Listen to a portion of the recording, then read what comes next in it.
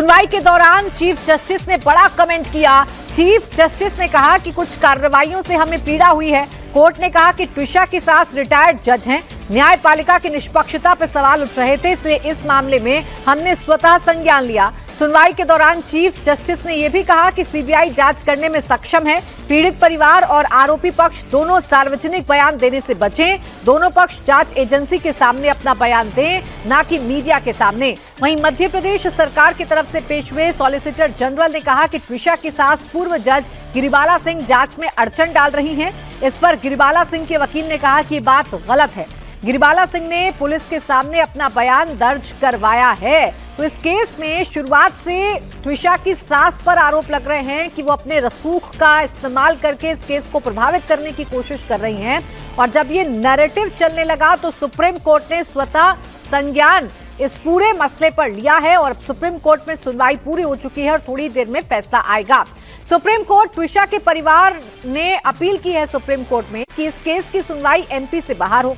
इस पर chief justice ने कहा कि आप इसके लिए अलग से याचिका दायर कर सकते हैं। परिवार ये चाहता है कि इस केस का ट्रायल बाहर होना चाहिए, जिस पर चीफ जस्टिस ने कहा है कि अगर आप चाहते हैं तो इसके लिए अलग से याचिका दायर कीजिए, क्योंकि ये मसला सुप्रीम कोर्ट के सुओ मोटो का था। सुप्रीम कोर्ट ने खुद इस मामले में स्वतः संज्ञान लिया था और स्वतः संज्ञान लिया गया था इस बात को ध्यान में रखकर कि आरोप लग रहे थे कि चूंकि गिरिबाला सिंह पूर्व जज हैं तो वो इस केस को प्रभावित कर रही हैं। ट्विशा मामले में एक और बड़ी खबर आपको बता दें। ट्विशा मामले में जबलपुर हाईकोर्ट में भी सुनवाई हो रही है। जबलपुर में ट्विशा की सास और रिटायर्ड जज गिरिबाला सिंह की अग्रिम जमानत पर सुनवाई है। गिरिबाला सिंह को अग्रिम जमानत मिली हुई है, जिसे ट्विशा का परिवार रद्द करने की मांग कर रहा है। कोर्ट भी इसी पर सुनवाई कर रहा है। अगर अग्रिम जमानत रद्द हुई तो गिरिबाला सिंह भी अरेस्ट हो सकती हैं। सबसे पहले ट्विशा के परिवार ने यही आरोप लगाया कि गिरिबाला सिंह को अग्रिम जमानत क्यों मिली। गिरिबाला सिंह इतनी स्ट्रांग, इतनी मजबूत हैं कि वो इस केस को प्रभावित कर सकती हैं, सबूतों के साथ छेड़छाड़ कर सकती हैं और इसी के विरोध में जबलपुर हाईकोर्ट में अर्जी लगाई गई है। ट्विशा शर्मा डेथ केस से जुड़ी एक और बड़ी खबर आ रही है। ट्विशा केस की जांच सीबीआई को सौंपी जा चुकी है और आज सीबीआई की टीम भोपाल रवाना होने वाली है। सीबीआई की टीम आज भोपाल पुलिस से केस का टेकओवर करेगी। भोपाल जाने के बाद लोकल पुलिस से केस के जुड़े तमाम दस्तावेज लेकर सीबीआई केस को री रजिस्टर्ड करके जांच फिर से शुरू करेगी और पता लगाएगी कि आखिरकार ट्विशा के साथ उस रात क्या हुआ था जिसकी वजह से वो फांसी के फंदे पर लटकी हुई मिली, जिसकी वजह से ट्विशा शर्मा की मौत हो गई। क्या ये सुसाइड था या फिर उसे सुसाइड के लिए उकसाया गया था? ये मर्डर था? क्या सबूतों को मिटाने की कोशिश की गई है? ये तमाम अनसुलझे सवाल हैं जिनका जवाब पता लगाने की कोशिश सीबीआई करेगी और मामला देश की सर्वोच्च अदालत तक पहुंच चुका है। सुप्रीम कोर्ट में सुनवाई पूरी हो चुकी है। थोड़ी देर में सुप्रीम कोर्ट अपना फैसला इस पर सुनाएगा।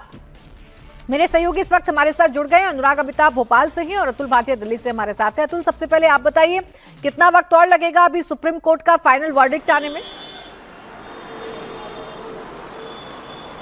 देखिए प्राची, सुप्रीम कोर्ट में सुनवाई पूरी हो चुकी है और जिस तरीके से जो सॉलिसिटर जनरल है तुषार मेहता, जो कि मध्य प्रदेश सरकार की तरफ से पेश हुए थे, उन्होंने कहा कि इस पूरे मामले की जांच सीबीआई को सौंपी जा चुकी है और सीबीआई इस पूरे मामले की जांच करेगी। तो सीजीआई सूर्यकांत ने भी इस बात को कहा कि उन्हें जांच एजेंसी सीबीआई पर पूरा भरोसा है, वो देश की सबसे बड़ी जांच एजेंसी है और उन्होंने सभी पक्षों को सलाह दी कि कोई भी मीडिया में जाके इस तरीके की बयानबाजी ना करें, बल्कि जो भी बातें हैं वो जांच एजेंसी के सामने कहे। सभी पक्षों को यह कहा गया कि वो अपनी जिम्मेदारी समझे। हमें इस बात को समझना होगा प्राची यहाँ पे कि आखिर सुप्रीम कोर्ट ने इस पूरे मामले में सुओ मोटो क्यों लिया, क्योंकि जो गिरिबाला सिंह है, जो कि त्रिशा की जो मदर इन लॉ है, वो क्योंकि जिला जज रही हैं और इसके अलावा जो उनके पति हैं वो भी वकील हैं, जिनकी जो बार काउंसिल ऑफ इंडिया है उन्होंने उनकी सदस्यता जो है वो सस्पेंड कर दी थी। तो कहीं ना कहीं सुप्रीम कोर्ट ने इस पूरे मामले के अंदर सुओ मोटो लिया और ये कहीं ना कहीं दिखाने की कोशिश की कि किसी भी तरीके से कोई भी कितना भी कोई मजबूत आदमी हो वो जांच को प्रभावित नहीं कर सकेगा। यही कारण था कि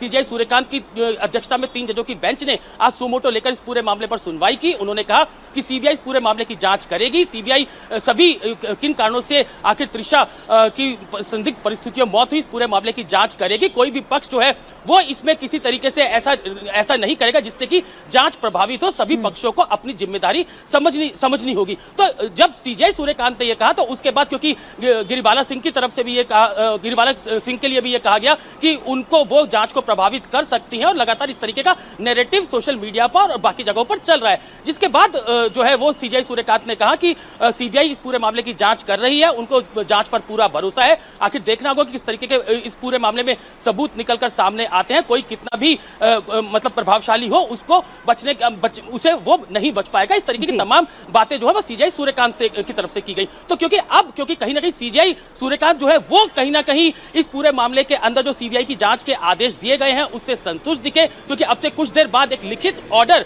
जो 3 जजों की बेंच है उसका आएगा। किस तरीके के आदेश इस पूरे मामले के अंदर दिए गए हैं, क्योंकि बिल्कुल अतुल, उसे लिखित ऑर्डर का इंतजार है कि सुप्रीम कोर्ट अपने लिखित वर्डिक्ट में क्या कहता है। सीबीआई तो इस पूरे मामले की जांच करेगी, लेकिन क्या ये जो केस है सुप्रीम कोर्ट के अंदर चलता रहेगा या फिर ये जो निचली अदालत है वहीं पर चलता रहेगा, ये तमाम फैसले अभी होना बाकी हैं। अनुराग के पास भी हम चल लेते हैं। अनुराग, आपको क्या जानकारी मिल रही है, क्योंकि आज एक अहम सुनवाई मध्य प्रदेश में भी होने जा रही है और ये सुनवाई गिरिबाला सिंह को लेकर है। उसको राहत मिलेगी या आफत बरकरार रहेगी, ये सवाल है। देखिए, निश्चित तौर पर जो सबसे बड़े सवाल थे ट्विशा के मामले में न्याय को लेकर, सुप्रीम कोर्ट ने एक वो पहली कुछ हद तक सुलझाती हुई नजर आई है। कुछ देर में फैसला भी आ जाएगा। इसके अलावा अकेले जबलपुर हाई कोर्ट नहीं, भोपाल हाई कोर्ट में भी इस मामले में बहस शुरू होनी है। जबलपुर हाई कोर्ट में तकरीबन 2:30 बजे जस्टिस देवनारायण की जो बेंच है उसमें इस बात को लेकर सुनवाई होनी है कि गिरिबाला को, जो जस्टिस गिरिबाला रही हैं, 14 मई को उनकी अग्रिम जमानत पर उन्हें जो जमानत मिली है उसे लेकर ट्विशा के वकीलों ने और मध्य प्रदेश सरकार ने आवेदन दिया है कि इस जो अग्रिम जमानत है उसे रद्द किया जाए। पहला मामला ये आता है सुप्रीम कोर्ट के बाद हाई कोर्ट में।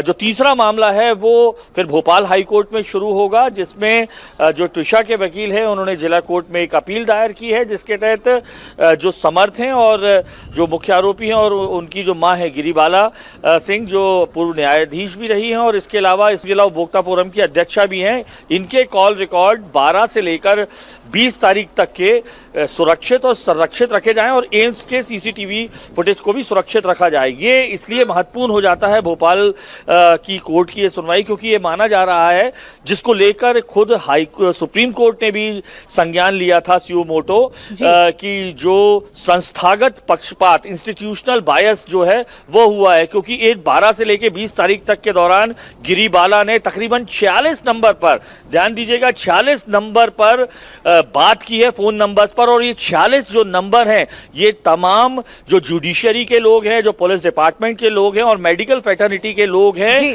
12, 13, 14 तारीख तक 3 दिनों तक लगातार यही शंकाएं हैं, जिसकी वजह से मामला सुप्रीम कोर्ट तक पहुंच गया है और थोड़ी देर में वर्डिक्ट आएगा तो ये सामने आएगा कि सुप्रीम कोर्ट अपने फाइनल वर्डिक्ट में क्या कहता है, क्या फैसला सुनाता है। शुक्रिया आप दोनों का फिलहाल तमाम जानकारी के लिए।